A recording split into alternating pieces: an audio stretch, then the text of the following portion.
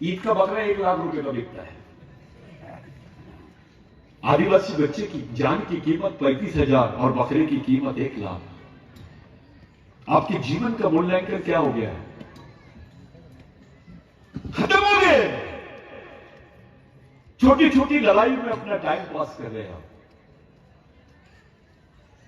समाज बहुत ऊंची चीज आहे. समाजाशिवाय तुमचे अस्तित्व राहणार नाही. समाज जिवंत राहणार तर तुम्ही जिवंत राहणार. ज्या दिवशी तुमचा समाज समाप्त होऊन जाईल त्या दिवशी तुमचं अस्तित्व राहणार नाही. राघोजी भांगरे समाज के लिए मरे, टंट्यावीर समाज के लिए मरे, बिरसा मुंडा समाज के लिए मरे. ये व्यक्तिवाद, पार्टीवाद, क्षेत्रवाद, पूंजीवाद के बीमारी से बाहर निकलो, संगठनवाद के बीमारी से बाहर निकलो, सही मिशन चलाओ. यही बिरसा ब्रिगेड का मेन उद्देश्य था और इसलिए ये वर्धापन दिवस मनाए. एक तरफ शिवाजी महाराज, छत्रपति शिवाजी महाराज, ये राजकीय शिव है. हमको राज्य में कैसे अपनी पकड़ बनाना है वो छत्रपति शिवाजी महाराज से हम लोग ये करते हैं. एक ये शिव का मामला है और दूसरा आध्यात्मिक शिव का मामला है और दोनों को ब्राह्मणवाद से डर है. शिवाजी महाराज की लड़के की जो सजा है, छत्रपति संभाजी महाराज को जो सजा मिली है, जो उनका इनकाउंटर हुआ है, उसमें सोचो. शिवाजी महाराज की जयंती मना के खुश होने का दिन नहीं है आज. शिवाजी महाराज के परिवार का जो त्याग है, उसके साथ जो षड्यंत्र हुए, उस पर रिव्यू करने का, उसको पूरे अच्छे तरीके से उसकी समीक्षा करके उस पर चिंतन करने का टाइम है आज. मराठा क्लेम करते हैं कि हम शिवाजी महाराज को सबसे ज्यादा मानते हैं. बाकी लोग क्लेम करते हैं हम शिवाजी महाराज को सबसे ज्यादा मानते हैं. हमने पिछले प्रोग्राम में बोला, हड़कंप मच गया. मैंने बोला शिवाजी महाराज के साथ और उसके परिवार के साथ, उनकी सोच के साथ सबसे ज्यादा ईमानदार अगर कोई कौम थी तो वो आदिवासी थी. इसलिए परिणाम दिखता है कि सिमनेरी का किला आदिवासियों का, जमीन आदिवासियों की, सेना आदिवासियों की, राजा शिवाजी. ये उदाहरण देखिए आप. ये किसने किया? ये आदिवासियों ने किया. स्वीकार किया आदिवासियों ने शिवाजी महाराज. लोगों ने तो हिस्सेदारी मांगी है. आदिवासी ने कोई हिस्सेदारी नहीं मांगा शिवाजी महाराज से. और इसलिए शिवाजी महाराज के विचारधारा और संभाजी महाराज की विचारधारा को हम अपना आदर्श समझ के आज के दिन वर्धापन दिवस मनाते हैं. यह है बिरसा ब्रिगेड. एक देश की सांस्कृतिक नई लड़ाई के बारे में हम लोग सोच रहे हैं. एक तरफ कुछ लोग बोल रहे हैं भाई देश धर्म है, धार्मिक राष्ट्र बनाओ. यह सांस्कृतिक राष्ट्र था, है और रहेगा. यहां धर्मनिरपेक्षता थी. सब धर्म के लोग रहते हैं, यहां सब जमात के लोग रहते हैं, सब वंश के लोग रहते हैं. लेकिन इनके अलावा एक ऐसे वंश के भी लोग रहते हैं जिनका यह देश है, जो इस देश के प्रथम नागरिक है. उनका नाम है आदिवासी. क्योंकि जो संस्कृति है ये 10,000 साल पहले से है. धर्म तो 4,000 साल पहले पैदा हुआ है. तो आदिवासी समाज ये सांस्कृतिक समाज है, धार्मिक समाज नहीं है. आप लोग आज के मौके पर सब लोग थक गए. इतना अच्छा आप लोगों ने आयोजन किया. मैं आया भीमा शंकर में, मैंने देखा वहां पर भी ये सब चीजें. ये धार्मिक झगड़ा या किसी विशेष समाज से झगड़ा, ये सब्जेक्ट नहीं है बिरसा ब्रिगेड. बिरसा ब्रिगेड का सब्जेक्ट ये है कि 5वीं अनुसूची में वो जमीन जिस पर आदिवासी रहते हैं या आदिवासियों का उल्लेख है, उस जमीन पर कोई नई बॉडी बन सकती है क्या? चाहे वो चैरिटी की बॉडी हो या पॉलिटिकल बॉडी हो, वो बन सकती है क्या? It's a constitutional matter. यही हाईकोर्ट में हमारा सबमिशन है कि जो 5वीं अनुसूचित क्षेत्र है, जिसको शेड्यूल एरिया बोलते हैं. आपने अभी वो अनिल गवाले का नाम सुना. इगतपुरी में पूरी आदिवासियों की जमीनों पर कब्जा कर लिया लैंड माफिया ने. उनको मारे। पूरी इगतपुरी का क्षेत्र 5वीं अनुसूची का क्षेत्र है, जहां कोई गैर आदिवासी जमीन ले नहीं सकता है, वहां पे बड़ी बड़ी बिल्डिंग और बड़े बड़े रिजोर्ट्स बना के रख लिए। ये लड़ाई लड़ रहे हैं और ये हो नहीं सकता है। ये जो है ये इलीगल है, इसको लीगल अप्रोच नहीं मिल सकता है, चैरिटी उसको अलाउ नहीं कर सकती है। ये इलीगल बॉडी है। पारंपरिक तरीके से आदिवासियों को 5वीं अनुसूची में यह अधिकार है कि वो अपना स्वयं शासन चला सके, और ये जो मंदिर है ये उसी का हिस्सा है। झगड़ा वहां काम करने वाले या उसका पूजा करने वाले लोगों से नहीं है, झगड़ा कॉन्स्टिट्यूशनल राइट्स का है, भगवान का झगड़ा नहीं है। शंकर भगवान तो सर्वमान्य है, वो सबका भगवान है, क्योंकि वो आदिवासी है बुनियादी रूप से। उसकी हालत देखी ना तुमने, कपड़े वपड़े कुछ नहीं पहना हो। उसको देखो और बिरसा मुंडा को देखो, उसको भूमिति लगा दिए, उसको नाग लगा दिए, ऊपर से वो पानी का लगा दिए और ले जाके उसको ठंडे प्रदेश में बिठा दिए। अब इतनी ठंडी में वो तांडव नहीं करेगा क्या?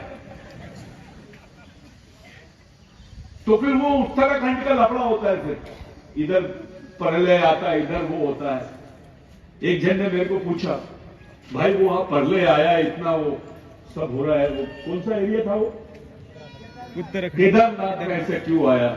मैं दिल्ली में था, तो मैंने एक जन के कान में बोला, देख बुरा नहीं मानना, तू पत्रकार जरूर है, लेकिन मैं तेरे को बता देता हूं, ये शंकर भगवान को गाँवटी भाषा आती है, इसको संस्कृत नहीं आता है, क्योंकि संस्कृत भाषा बाहर से आई है। इसको मराठी आती है। लास्ट टाइम मैंने बताया था मराठी ये आदिवासी भाषा है, क्योंकि वो मराठी है, माउली भाषा है, उसका डेवलपमेंट देखो, वो आदिवासी भाषा है। तो इसको संस्कृत नहीं आती है, और बार बार जाके तुम उसके कान में संस्कृत के मंत्र बोलेंगे तो मुंडी भी नहीं हिलाएगा क्या वो? तो जो लैंग्वेज है शंकर भगवान की, वो कोई लैंग्वेज नहीं है, कोई पूजा पद्धति नहीं है, जिसको जैसा लगता वैसा, जितना ठेवला तितना ठेव। ये पत्थर लिया, लगाया उसने, सिंदूर लगा दिया तो बजरंगबली, और ऐसा लगा दिया तो शंकर भगवान। ये एक देव की कंसेप्ट है। शंकर भगवान के पास त्रिशूल है, उसके पास गाय है यानी बैल, नाग है, पानी है, जो जो चीजें खेती के लिए लगती है वो सब चीजें शंकर भगवान के पास आपको दिखाई देती है। ये कृषिक भगवान है, कृषि संस्कृति का प्रतीक है वो।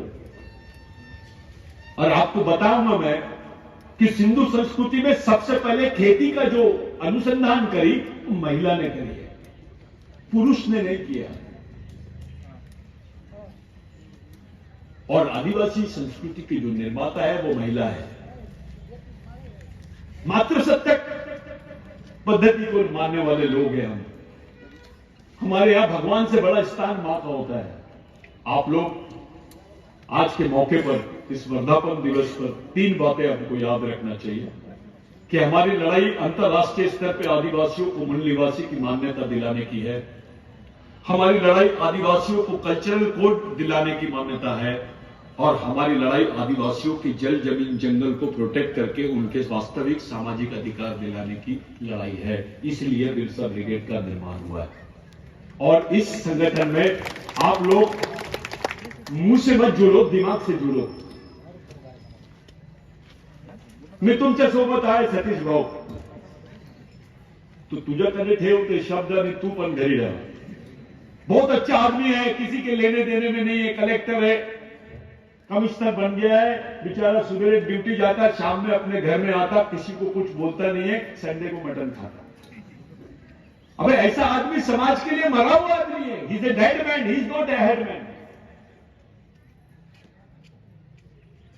हमको ऐसे लोग तैयार करना है जो समाज के प्रति सोचते रहे। आप समाज के भगवान हो, आप ही समाज के चालक, पालक और मालक हो। भगवान नहीं बनाता समाज को, आदमी बनाता है। आज के मौके पर मेरे लिए ये बहुत महत्वपूर्ण है। जीरोड़ साहब आके गए, बाकी सब लोग हैं, हमारी बहनें हैं, माता है, सब लोग खड़े हैं। ये वर्धापन दिवस एक ऐसी जगह भीमा शंकर में हो रही है, लेकिन एक बात ध्यान में रखना भाई, ये आंदोलन पूरे देश में जाएगा। यहां से ये केवल भीमा शंकर का आंदोलन नहीं है, ये भोला शंकर का आंदोलन है। हमको ये शिव को भी बचाएंगे हम, छत्रपति शिव को भी आदिवासी बचा सकता है, और भोला शिव यानी भोलेनाथ को भी आदिवासी बचा सकता है, कोई दूसरा नहीं बचा सकता। पहचान बदल गई है सब चीजों की, दुकान बना ली है उसको पैसा कमाने की। भगवान यानी बिल्कुल एक इंडस्ट्री नहीं चलती, उतना मंदिर चलता है। वो जो हनुमान जी के यहां घी के लड्डू लाते, वो हनुमान जी खाता है क्या? वो तो पंडित खा लेता है। वो हनुमान जी काला और पंडित गोरा दिखता है, उसकी हालत हनुमान जी से भी ज्यादा टैक हो जाती है। सवाल है, मेहनत करने के बाद भी बेचारे भीख मांग रहे ऐसे लोगों का, और जो मेहनत नहीं कर रहे और पैसा कमा रहे, फूल रहे, उनके बाल बच्चे पूरे फॉरेन में पढ़ रहे हैं।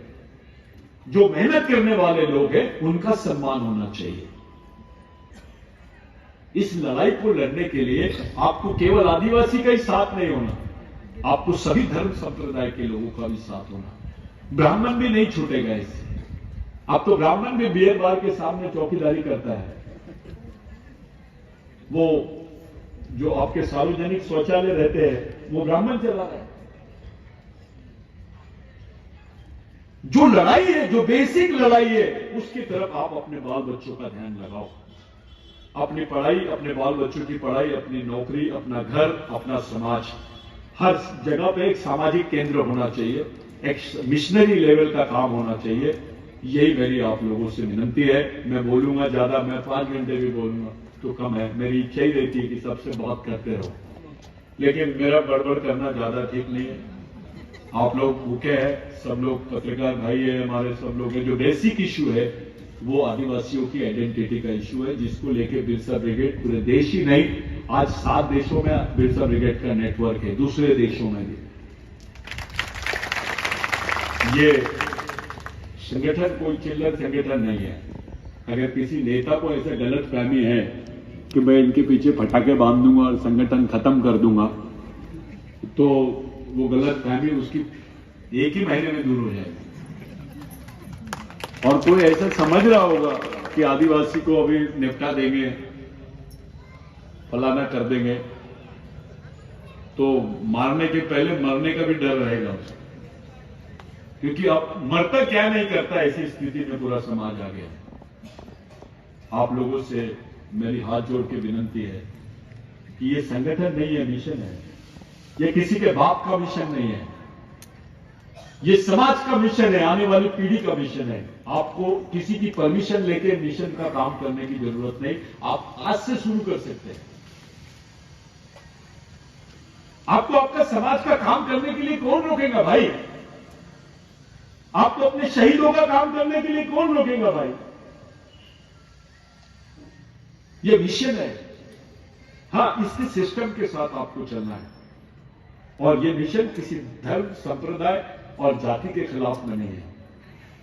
ये संस्कृति, सभ्यता, अधिकार और संविधान के फेवर का मिशन है, समाज के फेवर का मिशन है, समाज को पुनर्निर्माण करने का मिशन है।